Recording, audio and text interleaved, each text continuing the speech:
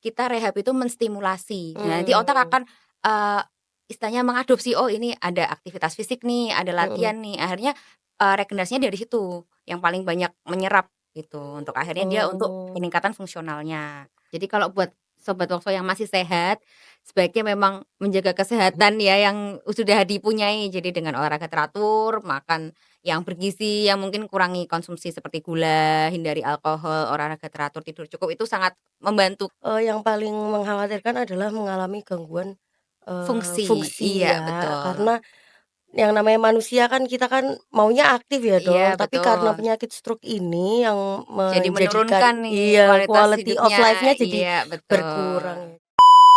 Tapi dengan adanya rehabilitasi yang dari awal, itu bisa meningkatkan pemulihan fungsional yang lebih baik. Berarti memang diharapkan dari penemuannya, artinya penemuan kasus stroke-nya yang pertama, Iya. kemudian pemulihan pasca stroke-nya segera untuk melakukan rehabilitasi tanpa ditunda dan nggak boleh males-males, Iya. kayak gitu ya, Dok? Peran keluarga tuh sangat penting, karena keberhasilan terapi itu kita achieve kalau misalnya kita ada kerjasama antara keluarga, tim rehab, sama pasien itu sendiri. Mmm.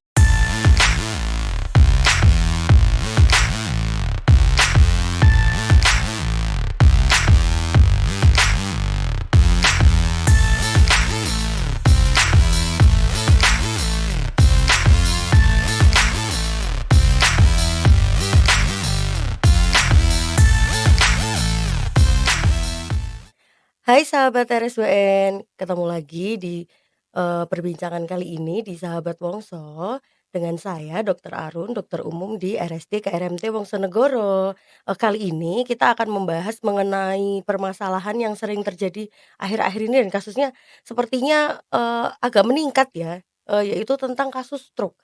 Sobat Wongso udah tahu belum nih apa ya stroke? Sebenarnya stroke tuh yang kayak apa sih sebenarnya? Terus stroke tuh penyakit yang bisa sembuh atau enggak? Terus gimana nanti penanganannya, terutama, rehabilitasi pada pasien pasca stroke. Nah, di sini kita akan ngobrol-ngobrol bareng sama Dokter Irsa sebagai dokter rehabilitasi medik di, RSWN. Halo Dok. Halo sahabat Mafo sekalian, perkenalkan saya Dokter Irsa, dokter spesialis kedokteran fisik dan rehabilitasi di RSUD KRMT Wongsonegoro, Semarang. Oh gitu.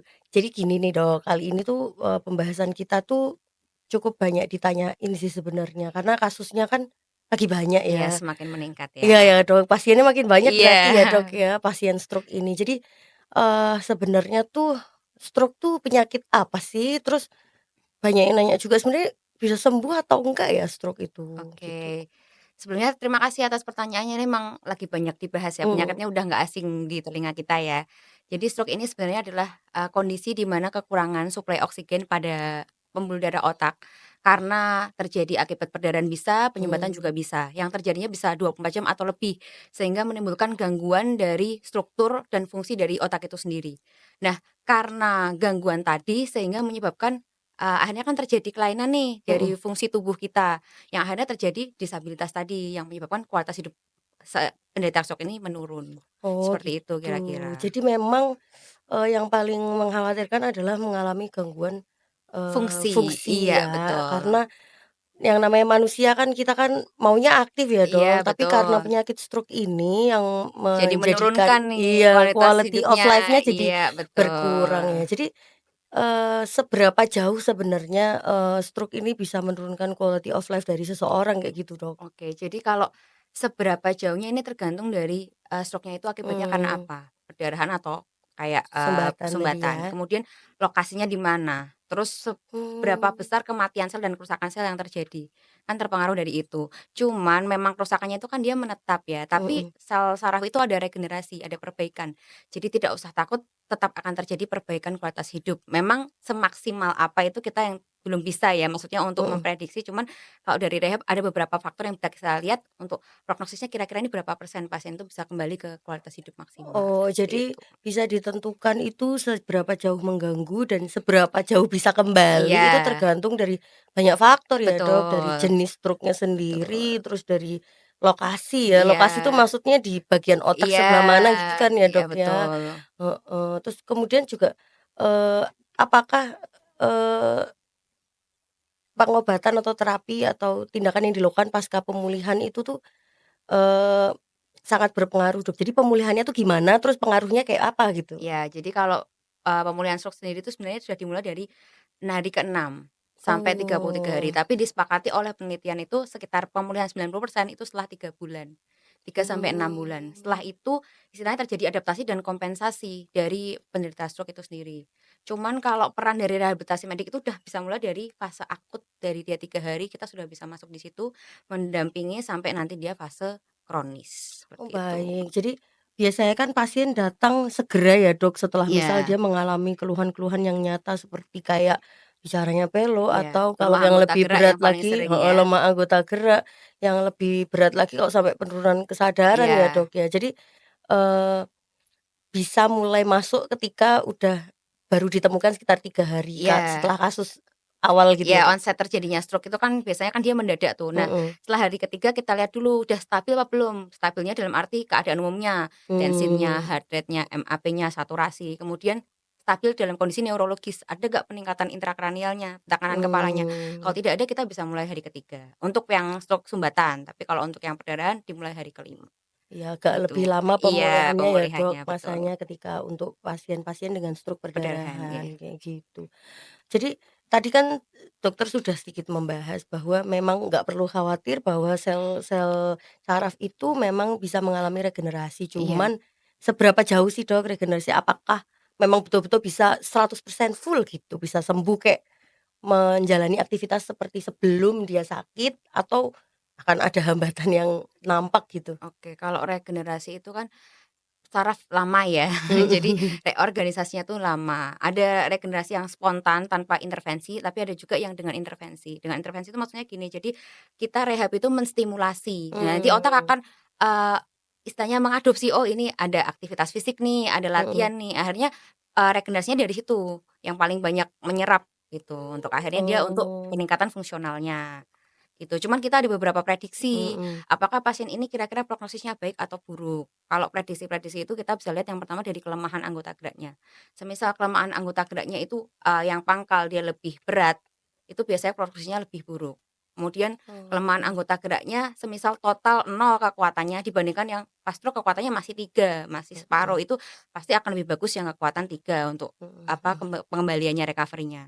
Terus kemudian, dilihat lagi juga ada gak gerakan tangan atau kegerakan menggenggam dalam waktu 4 minggu. Kalau misalnya belum ada gerakan dalam waktu 4 minggu biasanya prognosisnya buruk. Jadi kita bisa lihat dari beberapa faktor itu, Oh, gitu. baik. Jadi, mungkin untuk, sobat RSUN yang belum ngerti ya, Dok, kekuatan otot itu ada nilainya ya. Jadi Iya, memang seberapa kuat dia bisa bergerak itu kan nanti akan diperiksa dari awal dia datang ya, iya, dokter ya. Ketika ditangani datang misalnya ke IGD terus dilakukan pemeriksaan itu sudah dinilai, kekuatan ototnya itu berapa. Nah, iya, itu berarti juga sangat berpengaruh terhadap prognosa iya, atau, betul. eee, kira-kiranya gitu Iya, ya, Dok, prediksi ya, prediksinya dia motornya sembuhnya kira-kira iya, seberapa. betul, Seberapa persen kira-kira maksimal, maksimalnya sampai iya, seberapa gitu. Oh iya nih Dok, terus kan berarti kan di sini tuh rehabilitasi medis tuh berperan sangat penting ya Dok pada kasus-kasus pemulihan pasca stroke nih Dok. Selain juga tadinya sebelumnya sudah diberikan medikamentosa atau iya, terapi dengan dokter saraf atau yang iya lainnya itu gitu. komprehensif sih memang. Iya kan nggak bisa kerja Iya, sendiri kita ya Dok ya. Terus sebenarnya yang, dilakukan di rehabilitasi medis tuh apa aja sih jenis-jenisnya? Maksudnya kayak terapi rehabilitasi yang dilakukan tuh seperti apa gitu? oke, jadi kalau terapi yang dilakukan itu kan tergantung dari gangguan fungsionalnya pasiennya Mhm, itu apa. Jadi gangguan fungsinya apa, misal pasien yang paling banyak kan kelemahan anggota gerak nih. betul, Jadi pasti kita lihat dulu kekuatannya tadi berapa, kekakuannya mhm, bagaimana, kayak gitu. Jadi lingkup gerak kerjanya bisa maksimal atau tidak. Nah itu kita bisa berikan, kalau misalnya ada kekakuan kita bisa berikan yang pertama terapi untuk mengurangi kekakuannya dengan mhm, pegangan, dengan mmm, infrared bisa, dengan di sini juga ada extracorporeal shockwave therapy. oh, Kemudian kalau misalnya dia memang kekuatannya 0 atau 1 kita bisa berikan elektroterapi, elektrostimulasi untuk mmm, sarafnya. Kemudian kalau misalnya memang ada gangguan komunikasi, bicaranya nggak jelas, nggak jelas, pelo, kita bisa terapi bicara, latihan artikulasi. Kemudian gangguan menelan, oh dia tersedak atau batuk saat makan, kita bisa berikan gangguan terapi untuk menelan. Jadi tergantung dari fungsinya, kayak gitu, oh, apa baik. yang terpengaruh. Berarti tidak setiap individu tuh mengalami atau menjalani terapi yang sama ya, Iya, Dok, ya? Tergantung dari keluhan-keluhan yang betul. muncul, gejala-gejalanya ya, Iya. Dok. Berarti di RSUN ini sudah cukup lengkap ya, Dok, Iya, kalau sebenarnya di untuk RSUN sih udah lengkap rehabilitasi ya, ini ya? modalitasnya udah banyak. Jadi dari infrared, Mhm, elektrostimulasi, mhm, ekstrakorporeal, pemasangan tapping pun juga di sini kan bisa untuk pasien-pasien yang memang spastistasnya tinggi, kemudian otot-otot mhm. yang apa namanya, lemahnya itu bisa juga kita fasilitasi. Jadi dari 2 sisi itu bisa kita terapi semua Oh, gitu. baik. Jadi, pasien-pasien yang kayak udah kelihatannya kaku gitu bisa Iya, juga ya kita tangani di sini. Jadi betul. jangan khawatir sobat RSWN kalau, ya kita nggak berharap stroke ya, Iya, cuman maksudnya amit-amit jika ya. ada Iya, keluarga atau memang kerabat yang mengalami sudah stroke dan ya. membutuhkan, terapi rehabilitasi bisa langsung ke sini sih memang.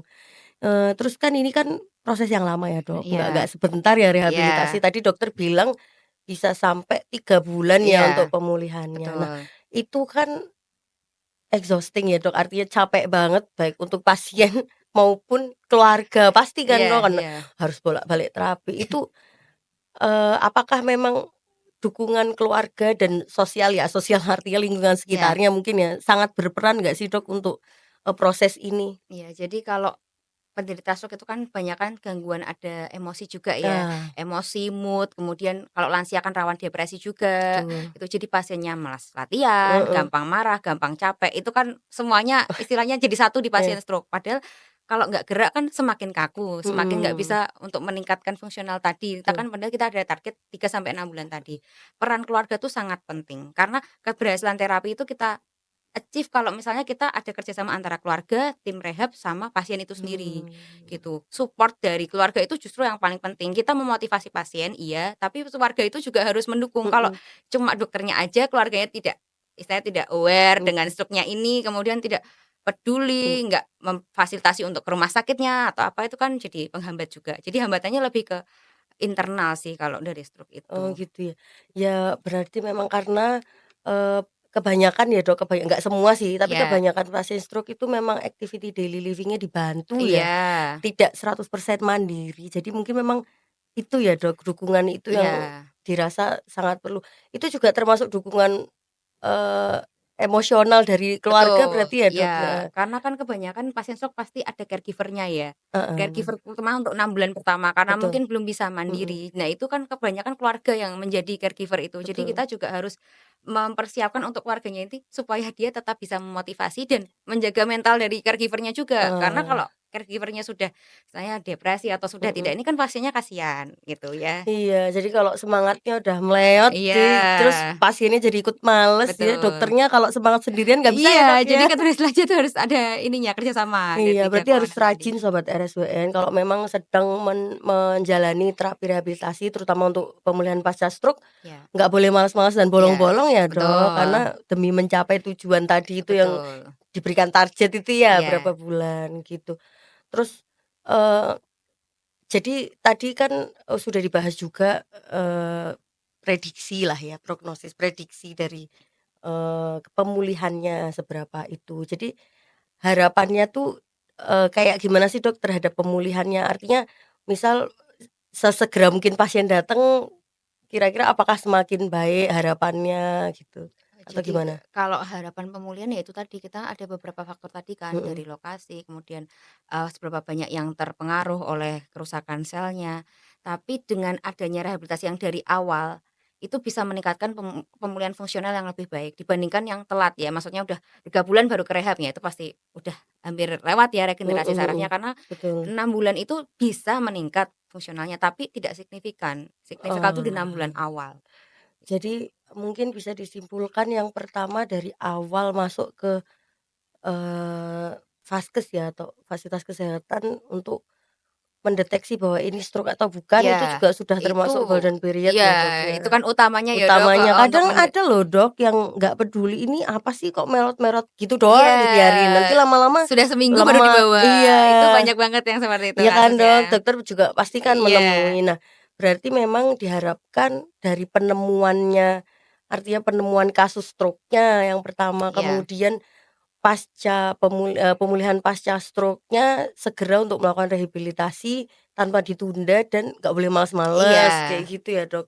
Terus, eee, ada nggak pesan untuk para penderita stroke maupun caregiver-nya tadi ya, oke, karena terlibat ya Dok ya, iya, gimana caranya untuk menyesuaikan diri di kehidupan. Artinya kan mereka kan mengalami gangguan activity Iya, tadi ya, gangguan terus fungsi. kira-kira, kita yang perlu menyelesaikan atau dari, apa namanya, pasien dan caregiver-nya itu adakah yang Ya bisa disesuaikan gitu? kalau untuk pasien stroke yang sekarang masih menjalani terapi atau mungkin yang keluarganya sedang ada yang stroke itu, yang pertama yang jelas tidak boleh menyerah ya. Maksudnya harus telaten, karena Mhm, terapi itu kan nggak bisa instan ya. betul Jadi yang betul, maunya sebulan langsung bisa jalan, ya ada. Tapi kan tergantung tadi faktornya mhm, banyak gitu. Jadi yang pertama harus telaten, kemudian yang nggak boleh, males itu. Jadi kalau misalnya keluarganya harus bisa support untuk melakukan aktivitas. Di mhm, rumah pun kan kita juga memberikan edukasi tuh, betul, bagaimana cara latihan di rumah, kalau cuma di rumah sakit pasti kurang kan, seminggu 2 kali heeh atau 3 heeh. kali. Jadi kita tuh mengedukasi caregiver itu untuk mendampingi dan selain memberikan latihan juga, agar setiap Oh, hari itu ada aktivitas yang dicapai, kayak gitu. baik, berarti peran caregiver tuh sangat penting ya Dok, terutama di rumah karena Iya, waktunya lebih banyak di rumah ya. betul. Berarti kelihatan ya Dok ya, ketahuan pasti sama dokternya kalau Iya, di rumah nggak pernah latihan betul. gitu Nah, ya? iya dan keluarga yang support sama yang nggak support tuh pasti kelihatan. Programnya Mmm, istilahnya tuh achieve-nya tuh cepet, kalau pasien yang mhm, support-nya semuanya jadi satu itu pasti mhm. lebih cepet. Iya memang ya itu tadi kembali lagi memang karena ini bukan penyakit yang, pemulihannya tuh Iya, instan dan segera gitu ya Dok, iya, butuh waktu, butuh ketelatenan jadi memang dibutuhkan banyak sumber daya iya, termasuk betul, caregiver iya, gitu ya Dok ya. Jadi memang kalau bisa saya simpulkan ya Dok dari iya. awal stroke tuh memang penyakit yang ngerepotin juga cukup ngerepotin ya Dok. Artinya bukan ngerepotin yang gimana-gimana, tapi kan Dari dia semua jadi lini ya, Dok, lini terpengaruh iya, itu, karena dia iya. nggak ini ya Dok, jadi nggak mandiri Iya, lah, terus sumber dayanya habis banyak karena dia harus betul. terapi macem-macem. Terus jangan lupa juga kalau memang sudah, mengalami stroke terus kemudian sudah berobat, pemulihannya jangan Iya, dikesampingkan ya Dok ya, betul. bukan cuman terus habis berobat minum obat atau dirawat Iya, inap terus berapa hari selesai. terus Iya, selesai gitu, bukan ya, bukan iya. penyakit yang seperti itu. Jadi dari dokter kira-kira ada nggak take home message, kepada masyarakat mengenai mungkin lebih ke awareness terhadap Oke, ini ya, Dok? penyakit stroke ini ya. Jadi kalau buat sobat Woso yang masih sehat, sebaiknya memang menjaga kesehatan ya yang sudah dipunyai. Jadi dengan olahraga teratur, makan yang bergizi, yang mungkin kurangi konsumsi seperti gula, hindari alkohol, olahraga teratur, tidur cukup itu sangat membantu karena Mmm, penyakit ini sekarang udah nggak menyerang lansia lagi, tapi sudah usia 40 tahun sudah ada yang mudah terkena ya, stroke. Dok, Iya, usia 40 muda. Ya tahun, karena gaya iya. hidup tadi kan, Dok. Jadi Mhm, kita kalau untuk yang muda ya pesannya itu, stroke bisa dicegah, jadi jangan khawatir gitu. Cuman kalau sudah terkena stroke atau ada keluarga yang stroke ya pesannya harus didampingi, jangan putus asa karena sel saraf itu memang terjadi regenerasi, tapi ya memang itu harus dengan stimulasi tadi, kemudian medikamentosnya juga harus rutin seperti itu. Jadi mhm. harus berkesinambungan keberhasilan terapi itu dari 3 faktor tadi, ya keluarga, pasien, dan instalasi rehab mediknya sendiri Oh, gitu. baik. Jadi mungkin yang bisa kita ringkas bersama-sama dari perbincangan kita yang sangat menarik ya, Dok, soalnya kasusnya benar-benar sekarang mulai tambah banyak, Iya, meningkatnya signifikan, usianya mulai semakin muda iya, dikarenakan, penyakit-penyakit lain yang mendahului mungkin ya, Dok, ya, seperti betul. diabetes dan Ya dan hipertensi ya, dari hipertensi. sindrom metabolik itu. Jadi pesan-pesan klise yang terdengar klise seperti, harus menjaga kesehatan, pola makan, olahraga, dan tidur cukup tuh bukan klise tapi memang Sebenarnya emang itu itu caranya. ya yang harus dilakukan ya, Dok? 75% di Indonesia tuh kematian karena stroke loh. Wah, Dan banyak kali. istilahnya kayak kelemahan anggota gerak itu kan sangat mempengaruhi ya, Betul, mempengaruhi fungsi hidup pasien ini. Jadi mereka tuh banyak yang akhirnya putus asa terus meninggalnya ya karena komplikasi yang macam-macam itu tadi. Awalnya mungkin karena stroke, tapi mmm, kan imobilisasi lama dan segala macam iya. itu yang akhirnya penyakitnya jadi banyak. Jadi macem-macem Iya, ya, Dok, karena tidak tertangani dari awal dan kurang adanya semangat ya, Dok. betul. Memang semangat hidup itu yang perlu ya. Iya, Nah, makanya Sobat Wongso, dari percakapan kami tadi, sekarang udah bisa, diambil titik, pentingnya bahwa penyakit stroke adalah penyakit yang bisa dicegah. Jadi jangan takut ya, iya, Dok, ya. betul. Bisa dicegah, tapi caranya berarti harus hidup yang dengan pola yang lebih sehat, dari pola makanan, olahraga, istirahat, dan Ya, lain-lain itu ya, Dok, ya.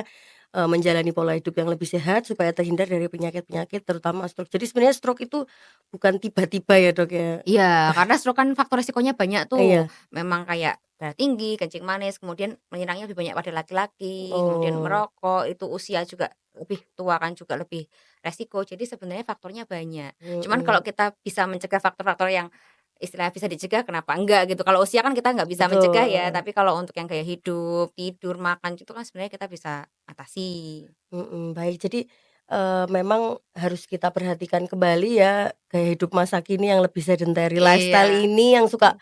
Ih, leyeh-leyeh, rebahan nganggur-nganggur, ya. tolong rebahan itu ditiadakan ya, Tapi harus sekarang sudah pada aware ya, pada aktivitas oh fisik, pada iya, nge-gym, betul Dok, tenis, itu kan maksudnya bagus ya meningkatkan aktivitas iya. fisik ya. Apalagi sobat RSWN yang sering nonton ini Sobat Wongso, pasti mereka tuh rajin olahraga Dok, karena kita selalu Mhm. menekankan di Edukasi ya, Dok? edukasi. Iya, Karena betul. memang itu tadi ya Dok ya, Iya. kuncinya malah dari hidup sehat memang ya itu tadi, Mhm. pola makan yang baik, olahraga Tidur dan cukup istirahat ya yang kan? cukup, betul. Baik Dokter, terima kasih sekali ya Dokter, informasinya sangat bermanfaat banget. Semoga memang bisa artinya diambil manfaatnya oleh para pendengar dan pemirsa RSWN TV, sehingga semoga menurunkan kasus stroke ya, Dok, ya. Semoga ini masuk ya edukasinya ya Iya, ke edukasinya bisa masyarakat ya, diterima iya. sehingga kasus stroke, dan kegagalan pemulihan pasca stroke itu bisa Bisa menurun, berkurang nggih. ya, baik. Terima kasih sekali atas waktunya dokter, Makasih semoga dokter. kita bisa berjumpa di perbincangan yang lain ya dokter. Terima kasih juga Sobat Wongso yang sudah menyaksikan, Sobat Wongso hari ini, semoga apa yang kita sampaikan menjadi hal yang bermanfaat bagi kita semua. Jangan lupa like, komen, dan subscribe Subscribe. di RSWN TV. See you.